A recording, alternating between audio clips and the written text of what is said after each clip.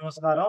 కువైట్‌లో జరుగుతూ ఉన్న అగ్ని ప్రమాదాలు ఏవైతే ఉన్నాయో, ప్రవాసుల యొక్క ప్రాణాలను తీస్తూ ఉన్నాయి. ముఖ్యంగా దీనికి సరైన భద్రతా రక్షణ లేకపోవడంతో అయితే ఇటువంటివి ఘోర అగ్ని ప్రమాదాలు జరుగుతూ ఉన్నాయి.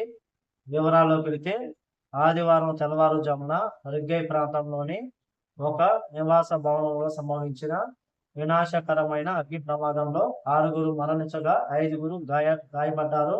15 మందికి స్వల్ప గాయాలయ్యాయి. 5గురు పరిస్థితి విషమంగా ఉంది. అలాగే అగ్నిమాపక శాఖ అధికారులు మనం చూసుకుంటే ఈ సంఘటన బంగాప్ యొక్క అగ్ని ప్రమాదాన్ని గుర్తుకు తెస్తూ ఉంది.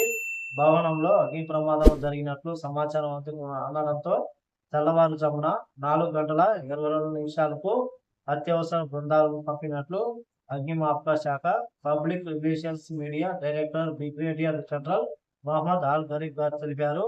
ఆర్దియా ఇండస్ట్రియల్ ఏరియా, షువైక్ మరియు టెక్నికల్ రెస్క్యూ డిపార్ట్మెంట్ యూనిట్లు 4 నిమిషాల వ్యవధిలో సంఘటనా స్థలానికి చేరుకున్నాయని చెప్పేసి ఆయన వెల్లడించారు.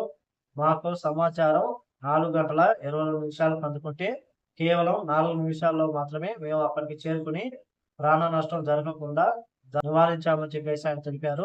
నిజంగా అగ్నిమాపక శాఖ సిబ్బంది ఎవరైతే ఉన్నారో సమాచారం అందుకున్న వెంటనే మంగా ప్రాంతంలో భారీగా ప్రాణ నష్టం జరిగిన విషయం అందరికీ తెలిసిందే. అటువంటిది మరొకటి జరగకుండా కేవలం సమాచారం అందుకున్న 4 నిమిషాల్లోనే సంఘటనా స్థలానికి చేరుకుని మంటలు ఆర్పేవాళ్ళు మంటలు ఆర్పుతూ ఉంటే తమ యొక్క ప్రాణాలు సైతం లెక్క చేయకుండా ఎమర్జెన్సీ బృందాలు ఏవైతే ఉన్నాయో లోపలికి ప్రవేశించి లోపల ఉన్న ప్రవాసులను బయటికి తీసుకురావడం జరిగింది. అంతకు ముందే మనం చూసుకుంటే చాలా మంది అగ్ని ప్రమాదంతో ఆ యొక్క మంటలు వ్యాపించడంతో అయితే చాలా మంది పైనుంచి కిందికి దూకి గాయాలయ్యారు.